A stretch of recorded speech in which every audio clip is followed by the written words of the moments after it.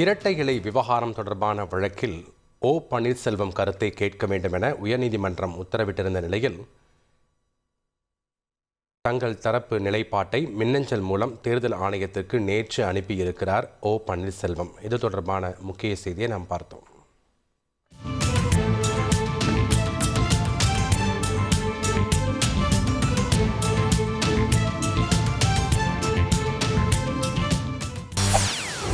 செய்திகளை உடனுக்குடன் தெரிந்து கொள்ள உடனே சப்ஸ்கிரைப் பண்ணுங்க.